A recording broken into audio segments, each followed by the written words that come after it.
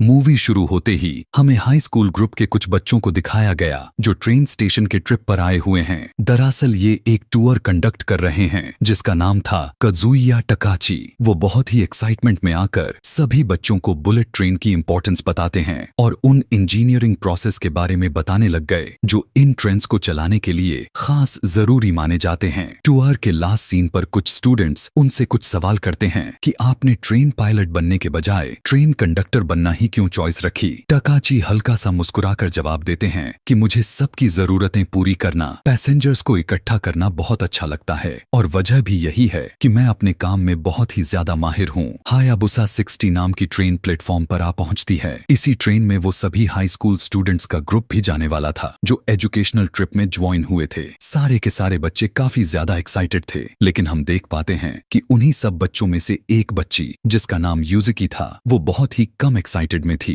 Business compartment में हम एक पॉलिटिशियन, एक यूट्यूबर और एक बड़े बिजनेसमैन को देखते हैं जो अपनी आइडेंटिटी को छुपाते हुए यहाँ से टोक्यो के लिए निकल रहे थे। बुलेट ट्रेन भी स्टेशन से रवाना हो जाती है। सब कुछ रूटीन के मुताबिक चल रहा था, लेकिन तभी अचानक से कंट्रोल सेंटर एक इमरजेंसी में चला जाता है। उनके पास एक अननोन कॉल आया। उसने मैसेज किया हुआ था कि हायाबुसा 60 वाली ट्रेन में बॉम्ब्स लगा दिए गए हैं, यानी टकाची की ट्रेन में। उस आदमी ने यह भी बताया था कि अगर ट्रेन की स्पीड 100 किलोमीटर से जरा सा भी नीचे चली गई तो बॉम्ब्स ब्लास्ट हो जाएंगे। पहले तो उस आदमी की बात को सीरियसली नहीं लिया जाता, लेकिन कुछ ही देर में कंट्रोल सेंटर में खबर पहुंचती है कि कार्गो ट्रेन में ब्लास्ट हो गया था, बिल्कुल उसी तरह से जिस तरह से उस आदमी ने वहां पर बताया था कि स्पीड जैसे ही कम होगा ट्रेन पूरी तरह से ब्लास्ट हो जाएगा। यह सब देखा भी जा रहा था। वो आदमी दोबारा से कॉल कर देता है और बताता है कि ये तो बस एक डेमो था ताकि सबको यकीन हो जाए। इस खतरे ने सभी को झकझोर कर रख दिया था। टेररिस्ट की डिमांड भी सामने आते हैं। वो चाहता था कि उसे 100 बिलियन यन दिए जाएं, बिना कुछ सवाल जवाब किए उसके अकाउंट में डाल दिए जाएं, तब जाकर वो बॉम्ब्स को डिफ्यूज करेगा। लेकिन गवर्नमेंट यह साफ साफ कह देती है कि वो लोग इस टेररिस्ट के बातों को नहीं मानने वाले, क्योंकि जापान की पॉलिसी ये है कि वो कभी टेररिस्ट से नेगोशिएट तो करना दूर की बात है, वो उन्हें जान से मार देते हैं और उनकी डिमांड भी पूरी नहीं करने वाले। यह खबर शहर में फैलते ही बहुत ही ज्यादा पैनिक आ जाता है, क्योंकि हजारों लोग जो उस ट्रेन के अंदर सफर कर रहे थे उन सभी की फैमिलीज बहुत ही ज्यादा परेशान हो जाती है। ट्रेन के अंदर भी जो लोग असली मुसीबत में फंस चुके थे उनके अंदर भी पैनिक फैल जाता है।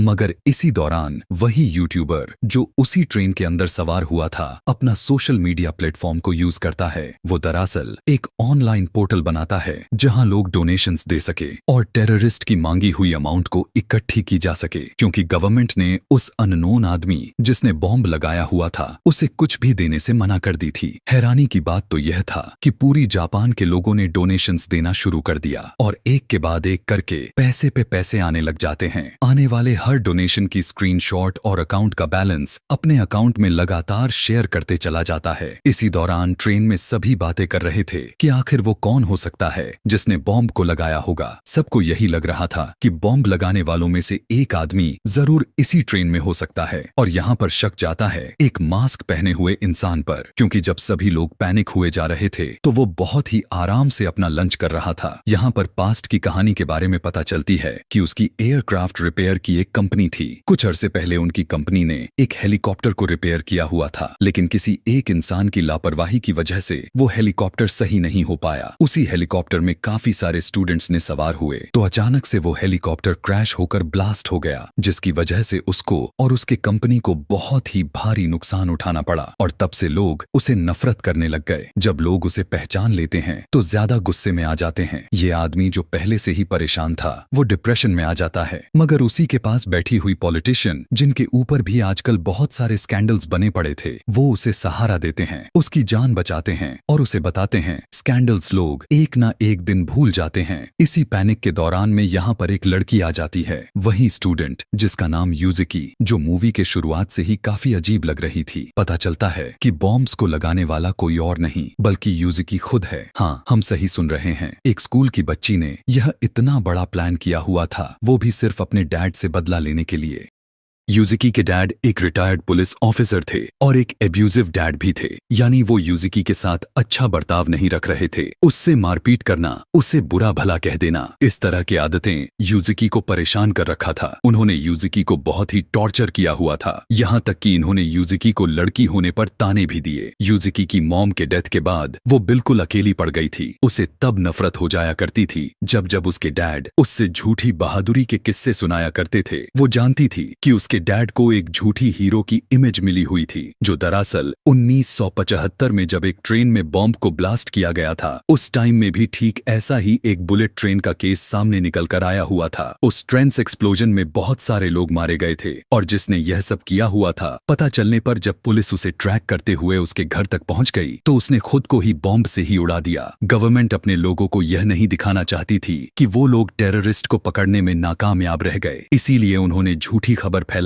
कि यूजिकी के डैड ने उसे मारा है। यही वजह भी थे कि यूजिकी के डैड को एक हीरो मॉडल में तराश दिया गया था। यूजिकी के डैड की सारे के सारे दुनिया शाबाशी देने लग गए, लेकिन सारा सच जानती थी और वो यह सच सबके सामने लाना चाहती थी। उसके डैड को जहां पूरी दुनिया हीरो समझती थी, वो सभी को यह बताना चाहती थी कि असल में उसके डैड कैसे और किस तरह के इंसान हैं। उसे तो अपने डैड से उसके साथ हुए उनके पूरे रवैया को बदला लेना था, इसीलिए उसने इतना बड़ा प्लान बना दिया और जाकर उसी टेररिस्ट के बेटे से मिली जिसने अपने आप को खुद बॉम्ब से उड़ा लिया था। वो आदमी भी अपने डैड के मौत का बदला गवर्नमेंट से लेना चाहता था, इसीलिए वो भी प्लान में शामिल हो गया और उसने खुद ही बॉम्ब को बनाया और उसी ने उस ट्रेन्स में बॉम्ब्स लगा दिए। यूजिकी पैसेंजर्स से कहने लग जाती है कि मैं आप लोगों को एक ऑप्शन देती हूँ, आप लोगों में से कोई भी एक उठकर मेरा मर्डर कर दे, क्योंकि ये सारे के सारे बॉम्ब्स मेरे दिल में लगे हुए पेसमेकर के साथ अटैच हैं। जैसे ही मैं मरूंगी ये सभी बॉम्ब ऑटोमेटिकली डिफ्यूज हो जाएंगे। उसकी पूरी कहानी को सुनते हुए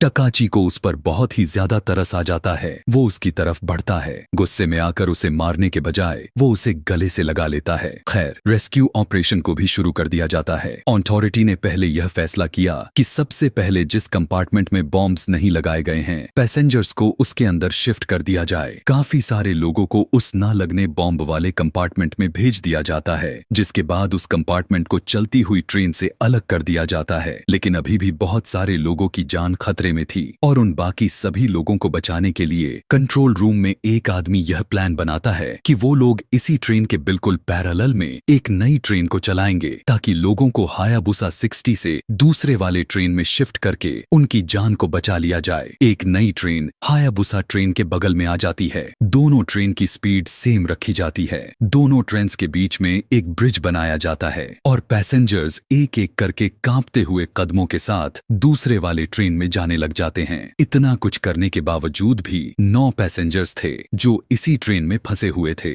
वो ट्रेन भी टोक्यो की तरफ काफी रफ्तार में बढ़ रही थी और उसी दिन टोक्यो स्टेशन भी बंद पड़ा हुआ था, क्योंकि टोक्यो स्टेशन पर कंस्ट्रक्शंस चल रही थी। वक्त बहुत ही कम हो चुका था। ट्रेन की स्पीड कम करते तो मारे जाते और अगर टोक्यो स्टेशन पर जाकर ट्रेन को रोकते तो और भी ज्यादा लोग मारे जाते और साथ में सारा टोक्यो स्टेशन भी तबाह हो जाता।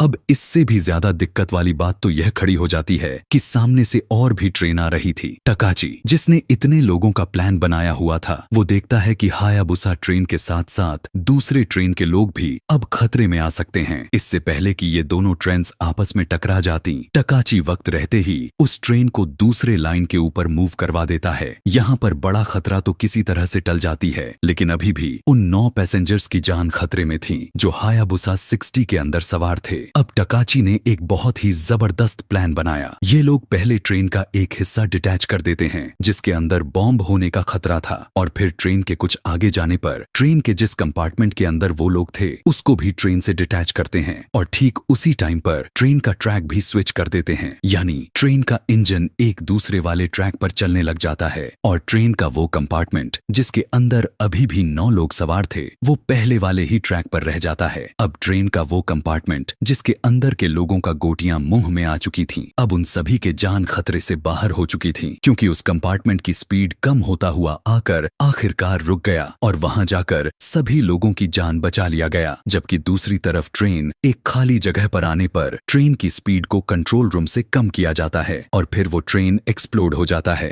धमाका इतना बड़ा होता है कि ट्रेन की चीथड़े उड़ जाते हैं। लेकिन अच्छी बात तो यह थी कि इस बड़े से हमले में किसी का कोई नुकसान नहीं होता और इतने में ही यूजुकी को पकड़ने के लिए यहाँ पर पुलिस भी पहुंच जाती है। वो लोग यूजुकी से सवाल करते हैं कि क्या तुम्हें कोई गिल्ट भी है और क्या तुम अपने सफाई में कुछ कहना चाहोगी। लेकिन यहाँ पर यूजुकी बिल्कुल चुप रहती है, बल्कि वो अपने कांपते हुए हाथ को आगे कर देती है ताकि उसे हथकड़ी पहनाकर उसे अरेस्ट कर लिया जाए। टकाची का असिस्टेंट कंडक्टर, जो इस पूरे पैनिक दुर्घटना के अंदर जख्मी हुआ था, उसे हॉस्पिटल पहुंचा दिया जाता है। जबकि यहाँ टकाची के साथ वो यूट्यूबर दोनों सबके सामने हीरो बनकर आ जाते हैं। उन्होंने जिस तरह से इन सारी कंडीशन को संभाला हुआ था, सच में वो हीरो बन गए थे। आखिरकार सभी लोगों की जान बचा ली जाती है और इसी के साथ ये कहानी भी यहाँ पर खत्म हो जाती है। ऐसे ही और भी मूवी एक्सप्लेनेशन वीडियोस देखने के लिए कमेंट में नेक्स्ट लिखना ना भूलें। Thanks for watching.